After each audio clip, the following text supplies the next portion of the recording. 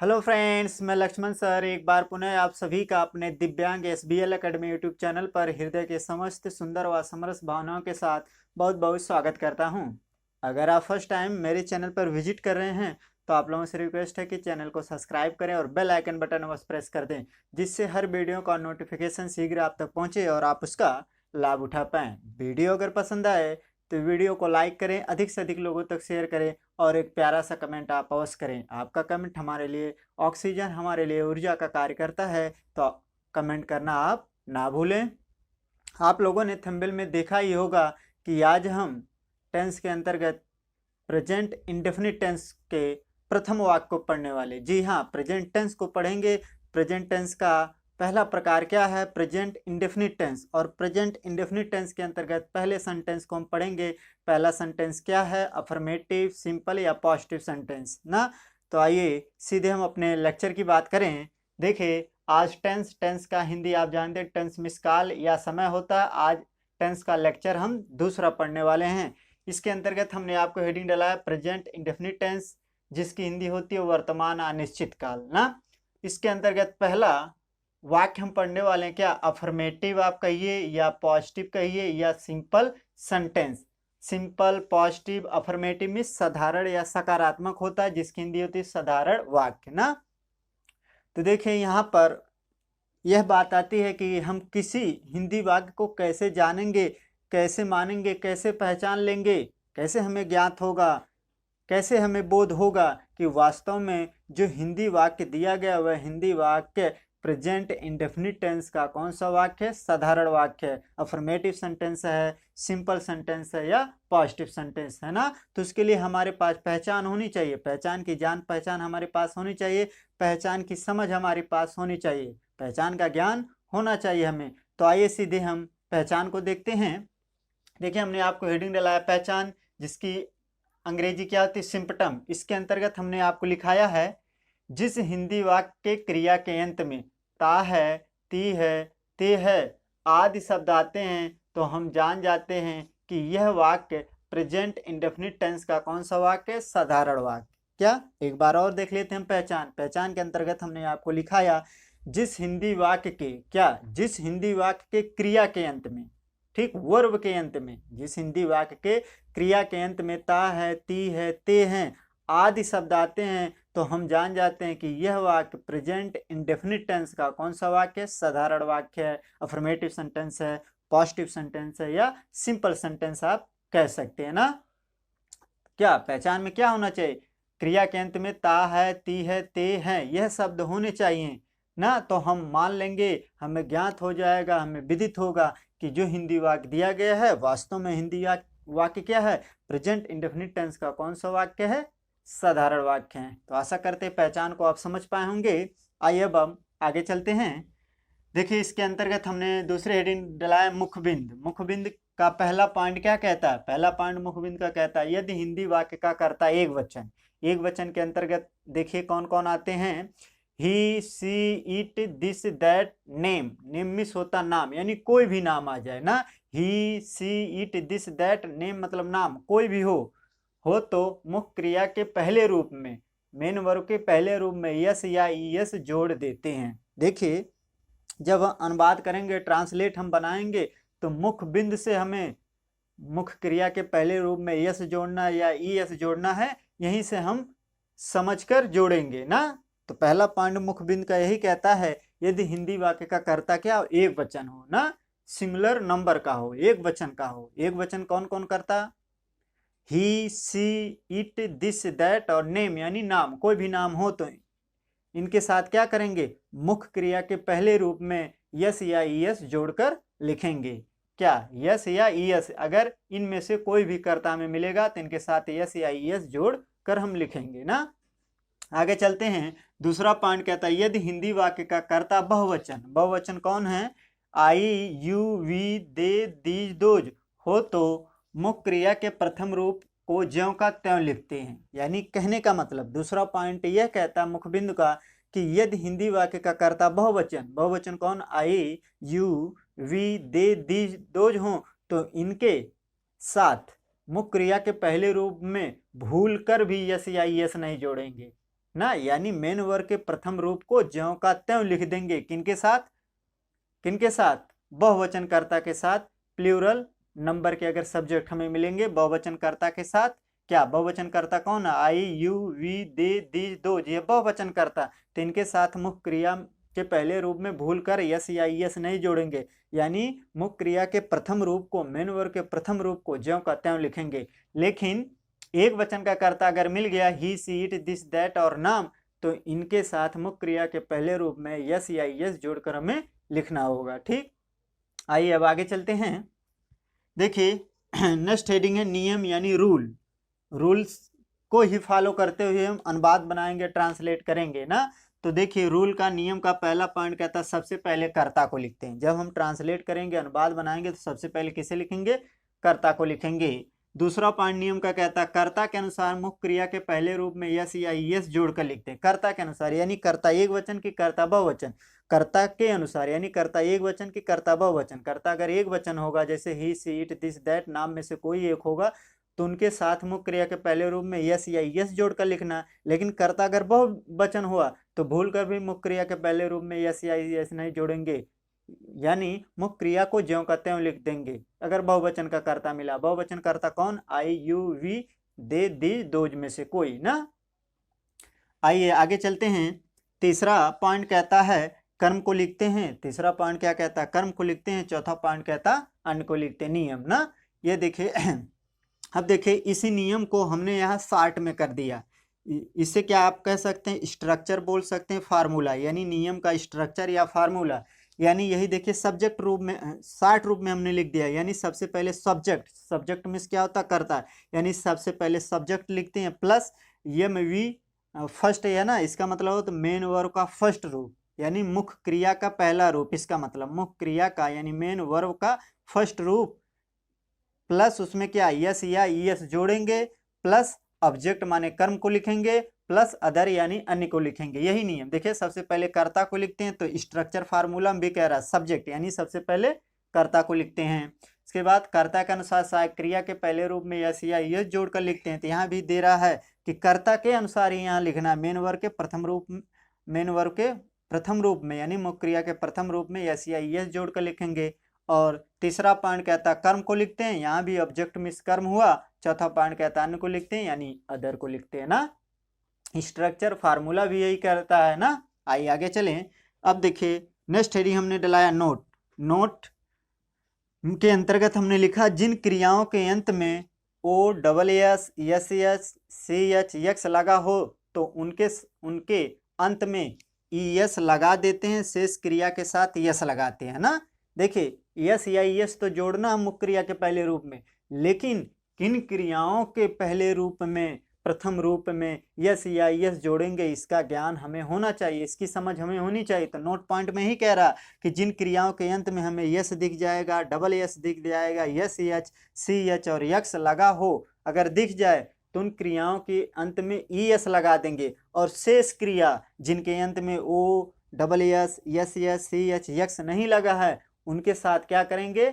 Yes जोड़कर लिखेंगे। यही कह रहा ना, शेष क्रिया के साथ यस लगाते हैं। आशा करते हैं आप पहचान, मुख्य बिंदु, नियम, स्ट्रक्चर और नोट पॉइंट को समझ पाए होंगे। आप इनका स्क्रीनशॉट ले लें।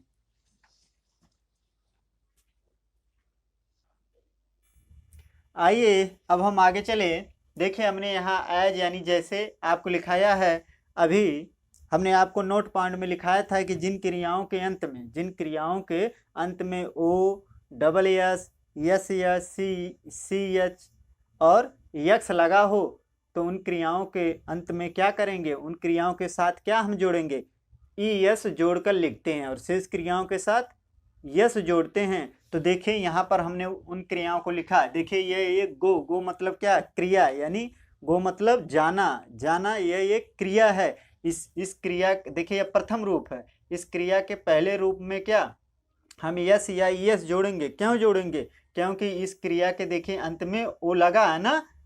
यही हमने नोट पॉइंट में लिखा है, जिन क्रियाओं के क्या अंत में O, double S, S S, C H, X लगा हो, तो उनके साथ क्या, उनके साथ हम किसको जोड़ेंगे? ई एस जोड़ेंगे ना। तो देखिए गो मतलब जाना है, क्रिया इसमें यस लगा है। देखिए ओ लगा है, इसके अंत में ओ लगा है, तो इसमें क्या हमने जोड़ दिया ई एस, तो ये क्या हो गया, गोज बन गया ना, गोज बन गया। अब देखिए दूसरी क्रिया क्या है, दूसरा वर्ब क्या, पास, पास मतलब गुजरना। तो देखिए इसके अंत में डबल एस लगा है कि नहीं, डबल एस लगा है, इसलिए इसके अंत में क्या हम जोड़ देंगे, इसमें ई एस हमने जोड़ दिया, पासेस हो गया ना। बात समझ रहे हैं ना नोट पॉइंट में। अब यहाँ पर देखिए पुश, पुश मतलब क्या है, धक्का देना, धकेलना, पुश मतलब धक्का देना ना। तो यहाँ पर देखिए इस क्रिया के अंत में यस एच है, यस एच है, तो इसलिए इसमें भी हमने ई एस जोड़ दिया, ई एस जोड़ेंगे तो क्या हो जाएगा, पुशेस। ठीक। अब देखिए सर्च, सर्च मतलब क्या होता है, खोजना। आप गूगल चलाते हैं, गूगल बॉक्स में सर्च करते हैं ना कुछ टाइप करके। देखिए सर्च, सर्च के अंत में क्या है, ये एक क्रिया है, इसके अंत में सी एच लगा है, तो इसमें देखिए हमने ई एस जोड़ दिया, क्या हो गया, सर्च, सर्चेज हो गया ना। अब देखिए नेक्स्ट मिक्स, मिक्स मतलब क्या, मिलाना, मिलाना, मिक्सचर ना, मिक्स। देखिए यहाँ 2 बार हमने यही चीज लिख दिया है, क्या हो जाएगा, यहाँ मिक्स में क्या लगा देंगे, ई एस हम जोड़ देंगे, तो यहाँ पर हम क्या लगा देंगे, ई एस, देखिए मिक्सेस हो जाएगा ना। बात समझ रहे हैं ना, नोट पॉइंट में हमने यही लिखाया था कि जिन क्रियाओं के अंत में ओ, देखिए इस क्रिया के अंत में ओ लगा है, डबल एस, देखिए इस क्रिया के अंत में डबल एस, यस एच, देखिए इस क्रिया के अंत में यस एच लगा है, सी एच, इस क्रिया के अंत में सी एच लगा है, यक्स, और इस क्रिया के अंत में यक्स लगा है, लगा हो तो उन क्रियाओं के अंत में ई एस जोड़ देते, तथा शेष क्रियाओं के साथ किसे जोड़ते हैं, यस को जोड़ते हैं ना। तो आशा करते हैं आप समझ पाए होंगे कि किन क्रियाओं के साथ ई एस जोड़ना है, किन क्रियाओं के साथ यस को जोड़ना है, आप समझ गए होंगे ना। ध्यान देना, जिन क्रियाओं के अंत में ओ मिल जाए, डबल एस मिल जाए, यस एस मिल जाए, सी एच और यक्स मिल जाए, तो उनको उनके पहले रूप में, उनके पहले रूप में क्या जोड़ देंगे, ई एस जोड़ कर लिखेंगे। ठीक। आइए अब आगे चलते हैं। अब देखिए हमने आपको हेडिंग डाला एग्जाम्पल। अब बात आती है, हमने पहचान को सीख लिया, मुख्य बिंदु को हमने जाना, नियम को हमने जाना, और किन क्रियाओं के साथ यस या यस को जोड़ना हमने इसे सीख लिया, हमने इसे जान लिया ना। अब बात आती है ट्रांसलेट करने की, अनुवाद सीखने की, अनुवाद बनाने की ना। तो आइए सीधे हम अब अनुवाद की बात करें, ट्रांसलेट करने की। ठीक। देखिए एग्जाम्पल, पहला एग्जाम्पल दिया है, राम घर जाता है। ये देखिए एक हिंदी वाक्य दिया गया, इस हिंदी वाक्य को हम कैसे मान लें, कैसे हम जान लें, हमें कैसे विदित हो जाए कि वास्तव में जो हिंदी वाक्य दिया है, ये हिंदी वाक्य प्रेजेंट इंडेफिनिट टेंस का साधारण वाक्य ही है ना। तो इसके लिए हम सीधे पहचान पे चलते हैं, पहचान से हमें विदित होगा, हमें पता चलेगा, हमें ज्ञात होगा कि वास्तव में जो हिंदी वाक्य दिया गया है, ये हिंदी वाक्य प्रेजेंट इंडेफिनिट टेंस का साधारण वाक्य है, अफर्मेटिव सेंटेंस है, सिंपल सेंटेंस है या पॉजिटिव सेंटेंस है ना। तो पहचान, पहचान हमारा क्या कहता है, पहचान में हमने आपको लिखाया है, जिस हिंदी वाक्य के क्रिया के अंत में ता है, ती है, ते है आदि शब्द आते हैं, तो हम जान जाते हैं कि यह वाक्य प्रेजेंट इंडेफिनिट टेंस का कौन सा वाक्य है, साधारण वाक्य है। देखिए क्रिया के अंत में, क्रिया पहले ढूंढिए। देखिए क्रिया क्या है, जाना, या क्या एक क्रिया है। फर्स्ट लेक्चर में हमने क्रिया क्या होता है, सब्जेक्ट क्या होता है, कर्म क्या होता है, इसको हमने स्पष्ट किया था, बहुत मधुर वे में, बहुत स्पष्ट वे में बताया था ना। तो प्रथम लेक्चर को आप पुनः एक बार देख लेना। देखिए जाना एक क्या है, जाना एक क्रिया है। देखिए इसके अंत में ता है शब्द है कि नहीं, ता है शब्द है, तो इससे हमें विदित हुआ, हमें पता चला कि वास्तव में जो हिंदी वाक्य दिया गया है, यह हिंदी वाक्य प्रेजेंट इंडेफिनिट टेंस का साधारण वाक्य है, अफर्मेटिव सेंटेंस आप कहिए, या सिंपल सेंटेंस कहिए, या पॉजिटिव सेंटेंस है। तो पहचान के अनुसार यह पहचान पर खरा उतरा यह वाक्य कि यह वाक्य प्रेजेंट इंडेफिनिट टेंस का साधारण वाक्य है ना। तो इसका हम ट्रांसलेट करें, ट्रांसलेट करने के लिए हम नियम पर जाएंगे, चाहे आप स्ट्रक्चर के सहारे करें या नियम जो हमने डिटेल में लिखा है ना। तो देखिए रूल का पहला पॉइंट क्या कहता है, रूल का पहला पॉइंट कहता है सबसे पहले कर्ता को लिखते हैं। कर्ता इसमें कौन है, राम, राम क्या है, कर्ता है। तो नियम यही कहता है सबसे पहले कर्ता को लिखते हैं, तो राम को लिख देंगे, राम की अंग्रेजी क्या हो जाएगी, RAM, यानी राम। ठीक। अब दूसरा पॉइंट नियम का क्या कहता है, नियम का दूसरा पॉइंट यही कहता है कि कर्ता के अनुसार मुख्य क्रिया के मेन वर्ब, यानी मेन वर्ब कहिए या मुख्य क्रिया के पहले रूप में यस या यस जोड़कर लिखेंगे, अगर है ना, जोड़कर लिखेंगे। तब यहाँ देखिए कर्ता के अनुसार, यानी कर्ता एक वचन की कर्ता बहुवचन। अब बताइए यहाँ राम क्या है, एक नाम है, नाम बताइए एक वचन की बहुवचन, एक वचन, क्योंकि मुख्य बिंदु के पहले ही पॉइंट में हमने लिखाया आपको, जिस हिंदी वाक्य वाक्य, जिस हिंदी वाक्य का कर्ता एक वचन कौन, ही सी इट दिस दैट और नाम क्या एक वचन करता ना, एक वचन करता है तो मेन वर्ब के मुख्य क्रिया के पहले रूप में यस या यस जोड़कर लिखेंगे। तब यहाँ देखिए राम है तो मुख्य क्रिया कौन है, जाना की अंग्रेजी क्या है, मुख्य क्रिया के जाना की अंग्रेजी क्या होती है, गो। अब देखिए इसमें यस लगाएंगे या ई एस लगाएंगे, ध्यान देना, इसमें देखिए ई एस लगाएंगे क्योंकि अभी हमने नोट पॉइंट में आपको बताया कि जिन क्रियाओं के अंत में ओ लगा हो उनके साथ क्या ई एस जोड़ देंगे ना। तो देखिए इसमें ओ लगा है तो क्या हो जाएगा, इसमें जोड़ देंगे ई एस, तो क्या हो जाएगा गोज। और आप कहाँ जाएंगे, घर जाएंगे, स्थान है तो जाने के लिए टू का प्रयोग हो जाता है, तो टू को भी हमने लिख दिया। नेक्स्ट पॉइंट कहता नियम का कि कर्म को लिखते हैं, कर्म कौन है, घर आप जाएंगे वह आपका कर्म यही है, घर जाना आपका कर्म है, तो क्या हो जाएगा गोज टू होम। ठीक, इसके बाद अदर को लिखते हैं, अन्य को लिखते हैं, अन्य कोई शब्द है नहीं तो उसे हम लिखते हैं, तो हमारा ट्रांसलेट क्या हुआ, राम गोज टू होम। ठीक, आइए अब आगे बढ़े नेक्स्ट एग्जाम्पल पर। देखिए दूसरा उदाहरण दिया, वह अपना पाठ याद करता है। अब यहाँ पर देखिए यह एक हिंदी वाक्य दिया गया है, इसे हम कैसे पहचाने, तो पहचान करने के लिए हम पहचान पर जाएंगे, सिम्पटम पर जाएंगे।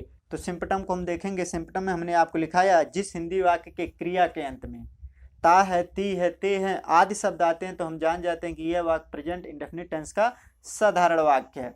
देखिए मुख्य क्रिया को पहले ढूंढेंगे। देखिए याद करना एक क्या मुख्य क्रिया है, मेन वर्ब है। देखिए इसके अंत में ता है शब्द है, तो इससे हमें विदित हुआ कि यह हिंदी वाक्य जो दिया गया, यह हिंदी वाक्य वास्तव में प्रेजेंट इंडेफिनिट टेंस का साधारण वाक्य है, अफर्मेटिव सेंटेंस, पॉजिटिव सेंटेंस या सिंपल सेंटेंस है ना।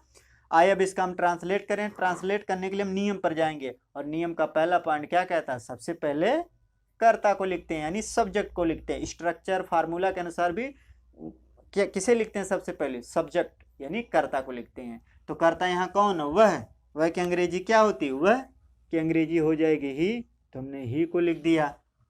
नियम का दूसरा पॉइंट कहता है कर्ता के अनुसार क्या मुख्य क्रिया के पहले रूप में यस या यस जोड़कर लिखते हैं, कर्ता के अनुसार, यानी कर्ता एक वचन की कर्ता बहुवचन। अब बताइए ही क्या एक वचन करता है कि बहुवचन, एक वचन करता। मुख्य बिंदु के पहले पॉइंट में हमने लिखाया ही सी इट दिस दैट नाम यह क्या होते हैं, एक वचन के कर्ता होते हैं, तो इनके साथ यस या यस जोड़कर लिखेंगे ना। तो इनके साथ मुख्य क्रिया के पहले रूप में यस या यस जोड़कर हम लिखेंगे।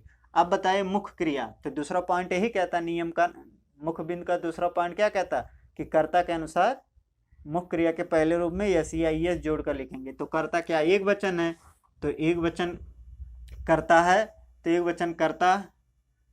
अब बताइए यहाँ मुख्य क्रिया को ढूंढेंगे, मुख्य क्रिया क्या, याद करना की अंग्रेजी क्या हो जाएगी, लर्न। याद करना की अंग्रेजी क्या होती है, लर्न। इसमें क्या लगा देंगे हम, यस की यस लगाएंगे। क्यों, क्योंकि इस क्रिया के अंत में ना ओ है, ना यस एच है, ना डबल यस है, ना यस एच, ना सी एच, ना यक्स है ना, तो इसलिए इसमें केवल किसे लगाएंगे, यस हम जोड़ेंगे ना। क्या हुआ, ही लर्न्स। अब तीसरा पॉइंट नियम का क्या कहता है, कर्म को लिखते हैं। कर्म क्या हो जाएगा, अपना पाठ जब आप याद करेंगे वह आपका कर्म होगा। तो यहाँ देखिए ही के साथ अपने के लिए किसका प्रयोग होता है, ही के साथ अपने के लिए हिज का प्रयोग होता है, तो हिज लिख देंगे। इसके बाद लेसन को लिख देंगे। ठीक, लेसन फुल स्टॉप, अदर कोई है नहीं, क्या हो हमारा translate, he learns his lesson. ठीक, आइए अब आगे चलें। देखिए तीसरा एग्जाम्पल दिया हुआ है, खाना पकाती है। ये देखिए यह एक हिंदी वाक्य है। आइए इसका भी पहचान हम डिटेल में देख लेते हैं। पहचान में हमने आपको यही लिखाया ना, जिस हिंदी वाक्य के क्रिया के अंत में ता है, ती है, ते है आदि शब्द आते हैं तो हम जान जाते हैं कि यह वाक्य प्रेजेंट इंडेफिनिट टेंस का साधारण वाक्य है। देखिए मुख्य क्रिया के अंत में, मुख्य क्रिया कौन, पकाना, बनाना या पकाना। भोजन आप बनाएंगे या भोजन आप पकाएंगे तो आपका क्या होगी, क्रिया होगी, आपका वर्ब होगा। तो इसके अंत में देखिए ती है शब्द है कि नहीं, ती है, तो इस समय विदित हुआ कि जो हिंदी वाक्य दिया गया वास्तव में हिंदी वाक्य क्या है, प्रेजेंट इंडेफिनिट टेंस का साधारण वाक्य है। आइए अब इसका हम अनुवाद करें। अनुवाद करने के लिए नियम पर जाएंगे और नियम को फॉलो करते हुए हम इसका अनुवाद बनाएंगे। तो नियम का रूल का पहला पॉइंट ये कहता है, सबसे पहले सब्जेक्ट को लिखते हैं, सबसे पहले कर्ता को लिखते हैं। कर्ता कौन, वह। अब वह की अंग्रेजी क्या हो जाएगी, ही नहीं, ध्यान देना, वह खाना पकाती है। ती है मतलब यह स्त्रीलिंग है यानी जनाना है, मर्दाना नहीं। ये जनाना है, ये स्त्रीलिंग लिंग है ना, तो स्त्रीलिंग को जनाना को दर्शाने के लिए किसका प्रयोग करते हैं, सी का प्रयोग करते हैं। किसे लिख देंगे हम, सी को लिखेंगे। अब नियम का दूसरा पॉइंट कहता है कर्ता के अनुसार मुख्य क्रिया के पहले रूप में यस या ईएस जोड़कर लिखते हैं या नहीं भी लिखते हैं ना, यस या ईएस जोड़कर। तो देखिए यहाँ पर कर्ता क्या है, एक वचन है, हाँ एक वचन करता है, क्योंकि मुख्य बिंदु के पहले पॉइंट में हमने लिखा है जिस हिंदी वाक्य का कर्ता एक वचन, ही सी आया कि नहीं, ही सी इट दिस दैट नाम, यानी ही सी मिला, यानी सी क्या एक वचन करता ना, तो यहाँ मुख्य क्रिया के पहले रूप में हम यस या ईएस जोड़कर लिखेंगे। तो मुख्य क्रिया कौन है, पकाना, पकाना के अंग्रेजी क्या हो जाती है, कुक। अब इसमें बताइए यस जोड़ेंगे या ईएस, इसमें यस जोड़ेंगे, क्योंकि इस क्रिया के अंत में ना तो ओ है, ना तो डबल एस है, ना एस एच है, ना सी एच है, ना यक्स है। अगर यह होता तो ई एस जोड़ते ना। चलिए दूसरा पॉइंट हो गया, मुख्य क्रिया को हमने लिख दिया। नियम का तीसरा पॉइंट क्या कहता है, कर्म को लिखते हैं। कर्म कौन है, खाना, खाना पकाना, तो क्या हो जाए, सी कुक्स फूड, द फूड आप लिख सकते हैं, द फूड, फुल स्टॉप। क्या हुआ हमारा ट्रांसलेट पूरा, सी कुक्स द फूड। आइए अब आगे बढ़े।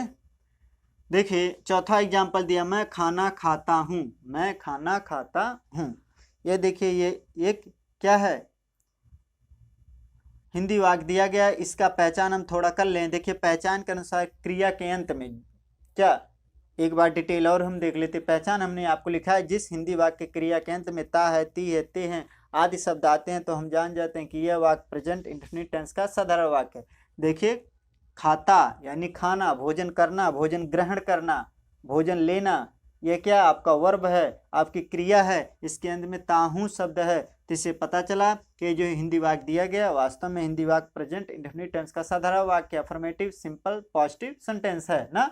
आइए इसका अनुवाद करें। अनुवाद करने के लिए हम नियम पर जाएंगे। तो देखिए ट्रांसलेट करने के लिए नियम पर हम जाएंगे और नियम का पहला पॉइंट कहता है सबसे पहले कर्ता को लिखते हैं। कर्ता यहाँ कौन है, मैं की अंग्रेजी क्या होती है, आई, तो हम यहाँ किसे लिख देंगे, आई को लिख देंगे। नियम का दूसरा पॉइंट कहता है कि कर्ता के अनुसार मुख्य क्रिया के पहले रूप में यस या ईएस जोड़कर लिखते हैं या नहीं भी ना। तो देखिए यहाँ मुख्य क्रिया के पहले रूप में यस या ईएस हम कब जोड़ेंगे, कर्ता के अनुसार, यानी कर्ता एक वचन की कर्ता बहुवचन। अब यहाँ कर्ता आप पहचानिए, कर्ता आई बताइए एक वचन की बहुवचन, बहुवचन कर्ता, क्योंकि मुख्य बिंदु के दूसरे पॉइंट हमने लिखा यदि हिंदी वाक्य का कर्ता बहुवचन I, you, we, they, these, those हो तो मुख्य क्रिया के पहले रूप में क्या कुछ जोड़ते नहीं, भूल कर भी यस या ईएस नहीं जोड़ेंगे, यानी मुख्य क्रिया के प्रथम रूप को ज्यों का त्यों लिख देंगे ना मुख्य क्रिया का। अब देखिए मुख्य क्रिया कौन है, मुख्य क्रिया में हमें कुछ नहीं जोड़ना क्योंकि कर्ता बहुवचन है ना। अब बताइए खाना, खाता, खाना, खाना ग्रहण करना की अंग्रेजी क्या होती है, उसे हम लिख देंगे ईट होता है तो ईट लिख देंगे, इसमें कुछ हमें जोड़ना नहीं, इसको ज्यों का त्यों ही हमें लिखना ना। नेक्स्ट पॉइंट क्या कहता है नियम का, नेक्स्ट पॉइंट यानी तीसरा पॉइंट ये कहता है कि कर्म को लिखते हैं। कर्म क्या हो जाएगा, खाना, जब आप भोजन ग्रहण करेंगे वही आपका कर्म होगा, I eat the food, the food, full stop. क्या हुआ, आई ईट द फूड। आइए आगे बढ़े। देखिए नेक्स्ट एग्जाम्पल दिया, हम प्रतिदिन पाठ याद करते हैं, हम प्रतिदिन पाठ याद करते हैं। देखिए पहचान के अनुसार क्रिया के अंत में ता है, ती है, ते है शब्द होना चाहिए ना। देखिए यहाँ पर याद करना, याद करना क्या, याद करना एक मुख्य क्रिया है, एक वर्ब है और इसके अंत में ते हैं शब्द है। तो इससे हमें विदित हुआ, हमें पता चला कि जो हिंदी वाक्य दिया गया ये हिंदी वाक्य वास्तव में प्रेजेंट इंडेफिनिट टेंस का साधारण वाक्य है ना। तो आइए हम इसका ट्रांसलेट करें। ट्रांसलेट करने के लिए अब हम नियम पर जाएंगे और नियम का पहला पॉइंट फॉलो करेंगे। पहला पॉइंट क्या कहता है, सबसे पहले कर्ता को लिखते हैं, सबसे पहले किसे, सब्जेक्ट को लिखते हैं। सब्जेक्ट कौन है, हम की अंग्रेजी क्या होती है, वी, तो हम वी को लिख देंगे, ठीक। और नियम का दूसरा पॉइंट कहता है कर्ता के अनुसार मुख्य क्रिया के पहले रूप में यस या ईएस जोड़कर लिखते हैं या भी या नहीं भी ना। तो कर्ता के अनुसार यानी कर्ता एक वचन की कर्ता बहुवचन। अब यह बताइए कर्ता वी एक वचन की बहुवचन, बहुवचन करता है, क्योंकि मुख्य बिंदु के दूसरे पॉइंट में आप जाकर देख लेना, हमने आई, यू, वी, दी, दोज को बहुवचन करता बताया ना। तो बहुवचन कर्ता के साथ मुख्य क्रिया के पहले रूप में यस या इस जोड़कर नहीं लिखते, यानी मुख्य क्रिया के पहले रूप को ज्यों कहते हैं हम लिख देते हैं। तो मुख्य क्रिया में अब यस या इस जोड़ने का टेंशन नहीं है हमें।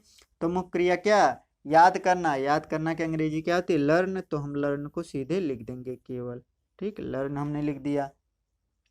अब तीसरा पॉइंट क्या कहता है नियम का, नियम का तीसरा पॉइंट कहता है कि किसे लिखते हैं, किसे लिखते हैं, कर्म को लिखते हैं। कर्म क्या हो जाएगा, पाठ याद करना ना, पाठ को जब आप याद करेंगे वह आपका कर्म हो जाएगा। वी लर्न लेसन, लेसन, ठीक। वी लर्न, नेक्स्ट पॉइंट क्या कहता है नियम का, नेक्स्ट पॉइंट यही कहता है कि अन्य को लिखते हैं। अन्य कौन है, प्रतिदिन। प्रतिदिन की अंग्रेजी क्या होती है, डेली। तो डेली को भी हम लिख देंगे, यहाँ पर अदर आ गया तो अदर को हमने लिख दिया, क्या हुआ, वी लर्न लेसन डेली, ठीक। आशा करते आप इस समझ पाए होंगे एग्जाम्पल को। आइए अब आगे चलते, देखिए छठा एग्जाम्पल दिया, तुम क्रिकेट खेलते हो, तुम क्रिकेट खेलते हो। यहाँ पर देखिए एक हिंदी वाक्य दिया गया है। आइए इसका हम पहचान थोड़ा डिटेल में हम देख लेते हैं। देखिए पहचान में हमने आपको क्या लिखा है, पहचान में हमने आपको यही लिखाया है, जिस हिंदी वाक्य के क्रिया के अंत में, जिस हिंदी वाक्य के क्रिया के अंत में ता है, ती है, ते हैं आदि शब्द आते हैं, तो हम जान जाते हैं कि यह वाक्य प्रेजेंट इंडेफिनिट टेंस का साधारण वाक्य है। अफर्मेटिव कहिए आप, या सिंपल कहिए, या पॉजिटिव कहिए, सेंटेंस है ना। देखिए खेलना क्या मुख्य क्रिया है, क्रिया है, इसके अंत में ते हो शब्द है, जिससे हमें पता चला कि जो हिंदी वाक्य दिया गया है, हिंदी वाक्य प्रेजेंट इंडेफिनिट टेंस का साधारण वाक्य है। आइए इसका हम ट्रांसलेट करें। ट्रांसलेट करने के लिए हम नियम पर जाएंगे, या आप स्ट्रक्चर पर जाइए, या फार्मूला पर जाइए ना। तो देखिए नियम का पहला पॉइंट कहता है, सबसे पहले कर्ता को लिखते हैं। कर्ता कौन है, तुम। तुम की अंग्रेजी क्या होती है, यू। तो यू को हमने लिख दिया। नियम का दूसरा पॉइंट ये कहता है कि कर्ता के अनुसार मुख्य क्रिया के पहले रूप में यस या यस जोड़कर लिखते हैं, या नहीं भी। अब देखिए कर्ता के अनुसार, कर्ता अगर एक वचन होगा तो मुख्य क्रिया के पहले रूप में यस या यस जोड़ना होगा। अगर कर्ता बहुवचन है तो मुख्य क्रिया में, मुख्य क्रिया के पहले रूप में यस या यस नहीं जोड़ना, यानी मुख्य क्रिया के प्रथम रूप को ज्यों कहते हैं लिख देंगे, यानी मेन वर्ब को ज्यों कहते हैं रूप लिख देंगे उसके पहले रूप को ना। देखिए यहाँ पहले बताइए कर्ता यू क्या बहुवचन है कि एक वचन, बहुवचन करता है, क्योंकि मुख्य बिंदु के दूसरे पॉइंट में आप जाकर देखिए हमने लिखा है यदि हिंदी वाक्य करता बहुवचन, I you we they these दो, ये बहुवचन करता है ना। तो बहुवचन करता है तो मुख्य क्रिया के पहले रूप में क्या यस या यस जोड़कर नहीं लिखेंगे, यानी मुख्य क्रिया को, मुख्य क्रिया के पहले रूप को ज्यों कहते हैं लिख देंगे। तो कर्ता बहुवचन है तो यहाँ यस या यस जोड़ने का टेंशन ही नहीं है मेन वर्ब में ना। तो यहाँ देखिए मुख्य क्रिया कौन है, वर्ब कौन है, यहाँ खेलना। खेलना की अंग्रेजी क्या आती है, प्ले। तो इसको ज्यों का त्यों हम लिख देंगे पहले रूप को ना। चलिए दूसरा पॉइंट हुआ नियम का। नियम का तीसरा पॉइंट कहता है कर्म को लिखते हैं। कर्म क्या हो जाएगा, cricket, you play cricket, you play cricket, कर्म आपका यही होगा ना, तो हम क्रिकेट लिख देंगे, ठीक। ये आपका कर्म हो जाएगा, क्या हुआ, यू प्ले क्रिकेट, ठीक। हमारा ट्रांसलेट हुआ क्या, यू प्ले क्रिकेट। आइए आगे चले, देखिए सातवां एग्जाम्पल दिया, हम स्कूल जाते हैं, हम स्कूल जाते हैं। यहाँ पर देखिए यह हिंदी वाक्य दिया गया है। पहचान के अनुसार यह देखते हैं कि यह प्रेजेंट इंडेफिनिट टेंस का साधारण वाक्य है या नहीं। तो पहचान में हमने आपको क्या लिखा है, पहचान में हमने आपको ये लिखा है, जिस हिंदी वाक्य के क्या, जिस हिंदी वाक्य के क्रिया के अंत में ता है, ती है, ते हैं आदि शब्द आते हैं, तो हम जान जाते हैं कि यह वाक्य प्रेजेंट इंडेफिनिट टेंस का कौन सा वाक्य है, साधारण वाक्य है। तो देखिए इस हिंदी वाक्य में हम देखेंगे क्रिया कौन है, क्रिया कौन है, जाना। जाना क्या है, क्रिया। जाना की अंग्रेजी सॉरी जाना यहाँ क्या है, क्रिया, और क्रिया के अंत में ते हैं शब्द है। तो इससे हमें विदित हुआ, हमें पता चला कि जो हिंदी वाक्य दिया गया हिंदी वाक्य वास्तव में प्रेजेंट इंडेफिनिट टेंस का साधारण वाक्य है। तो आइए अब इसका हम ट्रांसलेट करें। ट्रांसलेट करने के लिए नियम पर जाएंगे, और नियम का पहला पॉइंट कहता है सबसे पहले कर्ता को लिखते हैं। कर्ता कौन, हम की अंग्रेजी क्या होती है, वी। तो हमने वी को लिख दिया। अब दूसरा पॉइंट कहता है नियम का कि कर्ता के अनुसार मुख्य क्रिया के पहले रूप में यस या यस जोड़कर लिखते हैं या नहीं भी। तो देखिए यहाँ कर्ता को हम पहले पहचानेंगे, कर्ता कौन है, वी। वी बताइए बहुवचन कर्ता कि एक वचन, बहुवचन कर्ता वी है ना। मुख्य बिंदु के दूसरे पॉइंट में हमने लिखा है कि वी क्या बहुवचन कर्ता, तो बहुवचन कर्ता है तो मुख्य क्रिया के पहले रूप में यस या यस नहीं जोड़ना, यानी उसे ज्यों का त्यों लिख देना। अब मुख्य क्रिया क्या जाना, जाना की अंग्रेजी क्या हो जाएगी गो, तो इसमें हम गो लिख देंगे। अब देखिए यहाँ आप ओ देखकर यस मत जोड़ देना, ठीक, क्योंकि ई यस और यस कब हमें जोड़ना है, जब कर्ता एक वचन का होगा ना, यानी ही सी इट दिस दैट और नाम में से कोई एक मिलेगा तब यस या यस जोड़ना है ना, समझ रहे हो ना। अगर कर्ता बहुवचन I you we they this those मिल जाए तो इनके साथ यस या यस नहीं जोड़ना, ठीक, इस बात पर आप विशेष ध्यान देना। तो क्या हो गया, कर्ता हो गया, क्रिया हो गई। तीसरा पॉइंट कहता है नियम का कि कर्म को लिखते हैं। कर्म क्या हो जाएगा, जब आप स्कूल जाएंगे और जाने के लिए आप स्थान है स्कूल ना, तो जाने के लिए यहाँ टू का प्रयोग कर देंगे और स्कूल लिख देंगे, स्कूल आपका कर्म हो जाएगा। क्या, कर्ता को लिख दिया हमने सबसे पहले, फिर दूसरा पॉइंट कहता मुख्य क्रिया को लिखते हैं, तीसरा कहता कर्म को लिखते हैं, तो कर्म को हमने लिख दिया, कर्म आपका स्कूल होगा। और नेक्स्ट कहता अन्य को लिखते हैं, अदर को लिखते हैं, अदर कोई है नहीं इसलिए उसे नहीं लिखेंगे। तो हमारा ट्रांसलेट क्या हुआ, वी गो टू स्कूल। देखिए 8वां एग्जाम्पल दिया, वे बाजार जाते हैं, वे बाजार जाते हैं। तो एक बार पहचान को हम और डिटेल में देख लेते हैं। पहचान में हमने आपको लिखा है जिस हिंदी वाक्य के क्रिया के अंत में ता है, ती है, ते हैं आदि शब्द आते हैं तो हम जान जाते हैं कि यह वाक्य प्रेजेंट इंडेफिनिट टेंस का साधारण वाक्य, यानी अफर्मेटिव सेंटेंस आप कह सकते हैं, सिंपल सेंटेंस आप कह सकते हैं, या पॉजिटिव सेंटेंस आप कह सकते हैं ना। देखिए यहाँ जाना क्या मुख्य क्रिया, इसके अंत में ते हैं शब्द है, तो इससे हमें पता चला कि वास्तव में सच में यह जो हिंदी वाक्य दिया गया है, हिंदी वाक्य प्रेजेंट इंडेफिनिट टेंस का कौन सा साधारण वाक्य है। इसका हम ट्रांसलेट करें, ट्रांसलेट करने के लिए फार्मूला, स्ट्रक्चर या नियम आप कह सकते हैं, रूल कह सकते हैं, रूल पर जाएंगे, रूल को फॉलो करते हुए हम इसका ट्रांसलेट करेंगे। और रूल का पहला पॉइंट क्या कहता है, सबसे पहले किसे लिखते हैं, सब्जेक्ट को लिखते हैं, कर्ता को लिखते हैं। तो कर्ता क्या है, कर्ता क्या, वे की अंग्रेजी क्या होती है दे, तो यहाँ पर हम किसे लिख देंगे, दे को लिख देंगे, ठीक, दे को हमने लिख दिया। अब नियम का दूसरा पॉइंट क्या कहता है कि कर्ता के अनुसार मुख्य क्रिया के पहले रूप में यस या यस जोड़कर लिखते हैं या नहीं भी, यानी कर्ता एक वचन होगा तो टेंशन हम लेंगे कि यस जोड़ना क्या यस, अगर कर्ता बहुवचन है तो नो टेंशन, ठीक। तो यहाँ देखिए दे क्या बहुवचन करता है ना, बहुवचन करता है, क्योंकि मुख्य बिंदु के दूसरे पॉइंट में हमने लिखा है यदि हिंदी वाक्य करता बहुवचन I you we they these those हो तो यह बहुवचन करता होते हैं। बहुवचन करता है तो मुख्य क्रिया के पहले रूप में यस या यस नहीं जोड़ते, उसे ज्यों कहते हैं वही लिख देते हैं मुख्य क्रिया के पहले रूप को ना। तो जाना की अंग्रेजी क्या होती है गो, तो इसको ज्यों कहते हैं हम केवल लिख देंगे, इसमें यस या यस नहीं जोड़ना है, ठीक।